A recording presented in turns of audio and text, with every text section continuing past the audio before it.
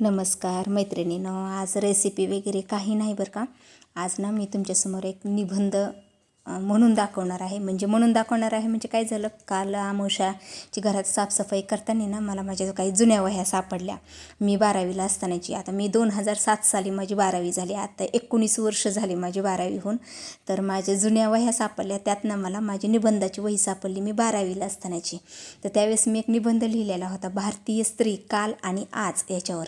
तर म्हणलं चला तो निबंध तुमच्याशी शेअर करूया, कारण आता आपल्या मुलांना तो उपयोगी येईल ना. आता त्यांना आता जवळच 8 मार्च आता आलेला आहे. तर मग आता काही भाषणात भाग घेतात, काही निबंधात भाग घेतात. मग त्यांना जर काही उपयोग झाला आपल्या मुलांना, तर म्हणून त्यासाठी म्हणलं चला म्हणून दाखवावं. तुम्हाला आवडला तर तुमच्या मुलांना द्या, शेअर करा, लाईक करा. तर मग तरी खूप जुनी वही आहे, त्याची पानंसुद्धा सगळी ही झालीत, म्हणून मी तुम्हाला ती दाखवली असती. दाखवू पण नाही शकत, पण मला चला वाचून दाखवूया. काही अक्षरं पण अशी ही झालीत.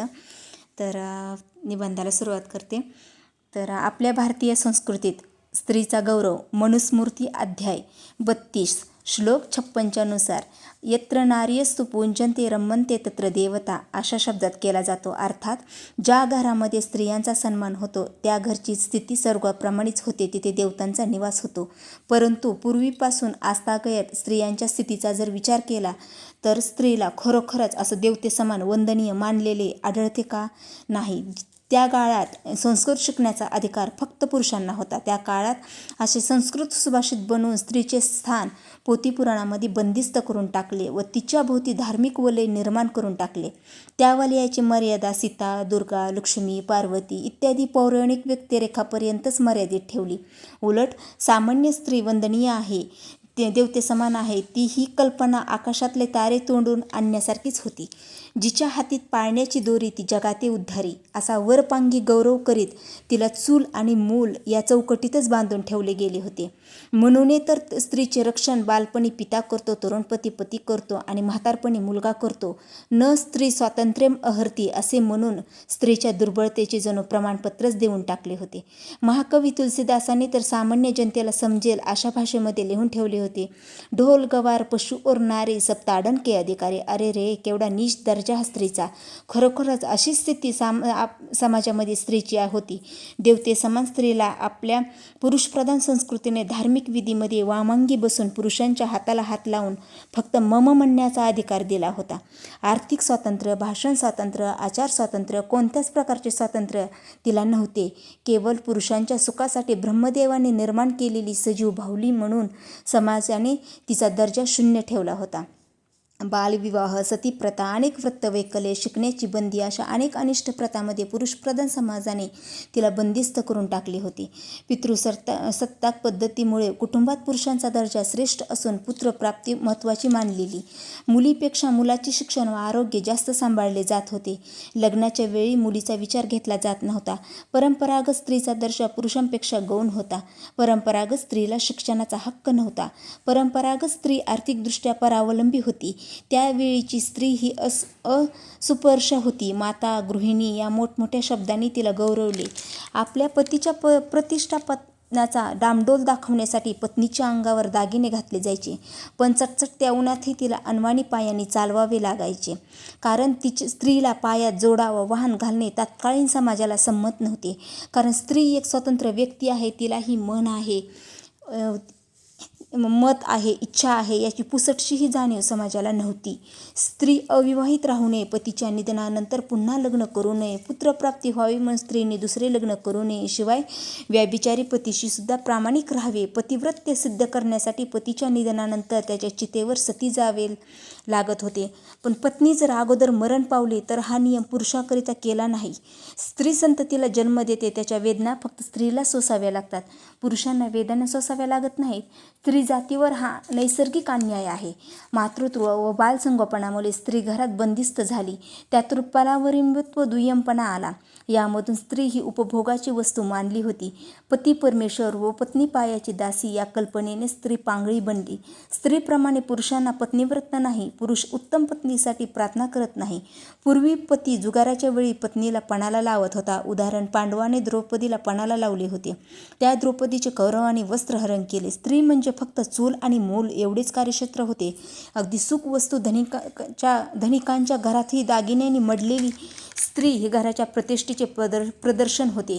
स्त्री ही स्वतंत्र व्यक्ती आहे. तिलाही स्वतःचे मत आहे याचे कुणालाही जाणीव नव्हती. कुटुंबातील पुरुषाने निर्णय घ्यायचे आणि घरातील गृहिणीने त्याच्या आज्ञेचे केवळ पालन करायचे. स्त्री म्हणजे केवळ पायातील वाहन अशीच वागणूक 600-1,600 वर्षापूर्वी होती. भारतात विधवा स्त्रीचे जीवन तर अत्यंत केविलवाणी होते. केशवपनासारख्या निर्दय रूढीला तिला सामोरे जावे लागाय. काही मूठभर समाजसुधारकांनी या निष्ठुर रूढीविरुद्ध संघर्ष सुरू केला. तेव्हा त्यांना समाजाकडून अतोनात छळ सहन करावा लागला. पण ही माणसे हटली नाहीत म्हणून तर स्त्रीला आजचा प्रगत दिवस दिसू शकला. वैदिक काळात स्त्री पुरुष समानता होती. रामायण महाभारत काळात स्त्रिया स्वयंवर मांडत असत. परंतु मध्ययुगात मात्र पुरुषसत्ताक पद्धतीने ही स्त्री ही दुय्यम बनवली. स्त्रीला विचार प्रवृत्त करायचे असेल तर तिला विद्या प्रवृत्त केले पाहिजे हे ओळखून काही समाजसुधारकांनी चळवळ सुरू केली. स्त्रीमुक्ती पहिली चळवळ राजा राममोहन राय यांनी उभारली होती. सती जाण्याच्या कृतीने त्यांचे मन द्रावले म्हणून त्यांनी स्त्रीमुक्तीचा विडा उचलला. आर्थिक स्वातंत्र्याशिवाय स्त्रीची सामाजिक दास्य संपणार नाही म्हणून त्यांनी स्त्री वारसा हक्काची चळवळ सुरू करून बहुपत्नी विवाहाला विरोध केला. स्त्रियांमध्ये शिक्षणाचा पुरस्कार झाला पाहिजे. स्त्रीला समान अधिकार मिळाले पाहिजे. स्त्रीची आर्थिक प्रगती झाली पाहिजे असे राजा राममोहन राय यांना वाटत होते. म्हणून त्यांनी स्त्री शिक्षणाकरिता संस्था स्थापन केल्या. स्त्रीच्या उद्धाराशिवाय देशाचा उद्धार होणार नाही हे ओळखूनच महर्षी कर्व्यांनी आपले आयुष्य स्त्रीच्या कल्याणासाठी वेचले. स्त्रियांवर होणाऱ्या अन्यायाचा बिमोड करावा तसेच हिंदू समाजामध्ये लग्न, घटस्फोट, वारसा हक्क या संदर्भात एक वाक्यता आणावी या हेतूने भारताला स्वातंत्र्य मिळाल्यानंतर 1948 साली लोकसभेमध्ये हिंदू कोड बिल विधेयक सादर केले होते. हे विधेयक तयार करताना त्यावेळचे कायदामंत्री डॉ. बाबासाहेब आंबेडकर यांनी पुढाकार घेतला होता. स्त्री आणि पुरुष यांच्यामध्ये समता नांदावी या अपेक्षेने पंडित नेहरूंनी या विधेयकाला पूर्ण पाठिंबा दिला होता. विधेयकानुसार कुटुंबाच्या संपत्तीमध्ये मुलींना समान वाटा देण्याची तरतूद करण्यात आली. स्वतःच्या समस्या सोडवण्यासाठी स्त्रियांनी संघटनात्मक रीतीने पुढे आले पाहिजे. 1994 साली औरंगाबाद म्हणजेच आताचे छत्रपती संभाजीनगर इथे घटस्फोटित स्त्रियांची परिषद भरली होती. मला नवऱ्यांनी टाकून दिले म्हणण्यापेक्षा मीच का टाकली असे म्हणून संघर्ष एकजुटीने करा असा मंत्र नर्मदा आंदोलनाच्या नेता मेघा पाटकर यांनी दिला. स्त्री जागृत असल्यास क्रांती घडवून आणू शकते. सासर आणि माहेर असे आधार तुटले तरी हक्कासाठी स्त्रीने लढले पाहिजे. संघटित झाले पाहिजे. स्त्रीला अबला म्हणून समजून दुबली बनवून टाकलेल्या या समाजामध्ये संधी मिळाली तर स्त्री काय करून दाखवू शकते याची प्राचीन काळापासून उदाहरणे आहेत. पती निधनानंतर यशस्वीपणे राज्याची धुरा सांभाळणारी पुण्यश्लोक अहिल्याबाई होळकर, इंग्रजाशी रणांगणावर झुंजणारे झाशीची राणी लक्ष्मीबाई आणि अलीकडच्याच काळातील इंदिरा गांधी, किरण बेदी, पी.टी. उषा, कल्पना चावला अशी कितीतरी उदाहरणे देता येतील. यावरून हे सिद्ध होती की स्त्रीला आवश्यकता असते ती संधीची. 19व्या शतकात अशा पाषाण पुरुषप्रधान समाजाला अखेर बाजार फुटला आणि काही महामानव जन्माला आले आणि त्यांनी स्त्रियांसाठी संधीची दारे खुले केली. महात्मा फुले, सावित्री फुले, अण्णासाहेब कर्वे यांच्या अथक प्रयत्नाने माझ घरातील स्त्री अंगणात आली आणि खांद्याला खांदा लावून आज स्त्री अनेक क्षेत्रात काम करीत आहे. अनेक अधिकाराच्या जागा ती समर्थपणे भूषवित आहे. राजकारण, समाजकारण, विज्ञान, कला, क्रीडा अशा सर्व क्षेत्रामध्ये स्त्रिया कर्तृत्वाचा देदीप्यमान तळपताना दिसतो. अनेक अनिष्ट रूढी, परंपरा, व्रतवैकल्याच्या जोखडातून ती स्वतःची मुक्तता करून घेऊ पाहत आहे. पण हे सर्व करत असताना ती आपला गृहिणी धर्मही तेवढेच समर्थपणे पाळीत आहे. जिद्दीवर आणि अमर्याद कष्टावर स्त्रीने आज आपले जीवन पूर्णपणे बदलले आहे. आणि कौतुकाची गोष्ट म्हणजे हा बदल सर्व प्रकारच्या स्त्रिया झाला आहे. अगदी 16 वर्षीय युवतीपासून 70 वर्षापर्यंतच्या वृद्धेपर्यंत, सुशिक्षित स्त्रियांपासून अशिक्षित स्त्रियांपर्यंत, नागरिक स्त्रियांपासून ग्रामीण स्त्रियांपर्यंत सर्वांच्या जीवनात फार मोठे बदल झाले आहेत. स्त्री ही माणूस असून तिला माणूस म्हणून जगता आले पाहिजे यासाठी स्त्रियांनीच उठाव केले पाहिजे. अन्याय आणि जाच सहन करणे म्हणजे अन्यायाला व जाचाला प्रोत्साहन देणे असते. पूर्वीच्या मानाने शिक्षणाचा प्रचार जास्त होतो आहे. स्वातंत्र्यपूर्व काळात स्त्रियांमध्ये शिक्षणाचे प्रमाण खूप कमी होते, परंतु स्वातंत्र्यप्राप्तीनंतर स्त्रियांमध्ये शिक्षणाचा प्रसार भरपूर झाला. शिक्षणामुळे स्त्रिया तिच्या अधिकाराची हक्काची हक्काची जाणीव झाली, त्यामुळे तिच्या व्यक्तिमत्वाचा विकास होत आहे. पूर्वी स्त्री चरित्रासाठी आपल्या घरातील पुरुषावर अवलंबून होती. अशा परावलंबी स्त्रियाला समाजामध्ये प्रतिष्ठा नसे. आता स्त्री शिक्षित झाल्यामुळे ती स्वातंत्र्य, व्यवसाय, नोकरी करून आर्थिक बाबतीत स्वावलंबी बनली आहे. स्वातंत्र्यप्राप्तीनंतर भारतात प्रौढ मतदान अधिकार तत्त्व स्वीकारण्यात आले आहे, त्यामुळे तिला मतदानाचा अधिकार मिळाला. तसेच स्थानिक स्वराज्य संस्थेमध्ये त्यांच्याकरिता 33% जागा राखून ठेवल्या आहेत, त्यामुळे त्यांना वेगवेगळे अधिकारही पदे मिळत आहेत. तसेच महिलांचे प्रश्न, अडचणी, तत्काळ यांचा विचार करून त्यावर उपाय सुचविण्यासाठी महिला हक्क संरक्षण समिती आहे. स्त्रियांच्या दर्जात सुधारणा होत असून आर्थिक प्रक्रियेत त्यांचा सहभाग वाढतो आहे.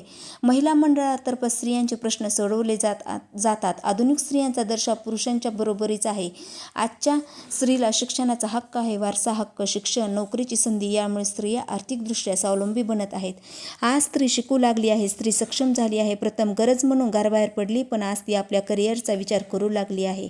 आज असे एकही क्षेत्र नाही की जिने पदक्रांत केले नाही, जिंकले नाही. ती रेल्वे चालवते, विमान चालवते, अंतराळात जाते. ती जितक्या समर्थपणे आपले कुटुंब सांभाळते, तितक्याच यशस्वीतेने ती राष्ट्राचा गाडाही चालवते. आपल्या देशातील, विदेशातील अनेक महिला राष्ट्राच्या पंतप्रधान, राष्ट्राध्यक्ष म्हणून यशस्वी ठरल्या आहेत. शिक्षण, वैदिक तंत्र, व्यापार, उद्योजकता अशा प्रत्येक क्षेत्रात देश-विदेशात आज स्त्री पुढे आहे.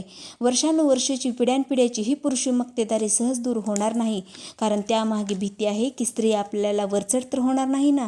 पुरुषी मक्तेदारी दूर होण्यासाठी त्यांच्या वृत्तीत बदल व्हायला हवा, आणि तो हळूहळू होत आहे. आज पुरुषांनी स्वयंपाकघरात काम करणे लाजिरवाणे समजले जात नाही. परित्यक्ता, विधवा यांना कमी लेखले जात नाही. अनेक वेळा संसारात, कुटुंबात स्त्रीला मदतीचा हात दिला जातो. व्यसनाधीन होऊन स्त्रीला पायदळी तुडवणाऱ्या, पुरुषांना विरोध करणाऱ्या, त्यांच्या व्यसनाला आळा घालणाऱ्या स्त्रिया आता खेडोपाडीही संघटित होत. आज स्त्रीचे भवितव्य उज्ज्वल आहे. ती आपल्या जोडीदाराला सांगते, साथ दिलीस तर तुझ्याबरोबर, अन्यथा तुझ्या विना मी पुढे जाणार आहे. स्त्रीने पाठी हातात घेतली आणि तिने सिद्ध केले की तिला कोणतेही क्षेत्र असाध्य नाही. अशक्य हा शब्द आजच्या स्त्रीच्या शब्दकोशातच म्हणजे डिक्शनरीतच नाही. स्त्रियाच्या या बदललेल्या जीवनात ती कोणताही अन्याय सहन करत नाही. कित्येक गावात दारूची दुकाने स्त्रियांनी बंद पाडली. मद्यपान करून स्त्रियांना मारझोड करणाऱ्या पुरुषांना स्त्रियांनीच घराबाहेर काढले. आजच्या या स्त्रिया संघटित झाल्या आहेत आणि हुंडा, बलात्कार अशा अन्यायाविरुद्ध ती आज झगडत आहे, कारण आजच्या स्त्रीने आपल्या मनाच्या व ज्ञानाच्या कक्षा खूप विस्तारित केल्या आहेत. तर मग कसा वाटला मैत्रिणींनो तुम्हाला माझा हा निबंध? ते नक्की सांगा. आवडला असेल तर व्हिडिओला लाईक करा, शेअर करा आणि कमेंट करा. आणि तुमच्या मुलांना जर उपयोगी पडला तर प्लीज शेअर करा, त्यांच्या मुलांसाठीही आणि इतरांनाही शेअर करा. तर 19 वर्षापूर्वी लिहिलेला हा निबंध आहे. तर खूप जुनी वही आहे, तुम्हाला दाखवण्यासारखी पण नव्हती म्हणून वाचून दाखवलं. त्याचे पूर्ण पानं फाट निघाली आहेत, काही तर अक्षरं पण पुसटशी झालेली आहेत आणि खूप वहीची अवस्था ही होती म्हणून मी दाखवला नाही. तर मग कसा वाटला निबंध माझा ते नक्की सांगा. आवडला असेल तर लाईक करा, शेअर करा आणि कमेंट करा.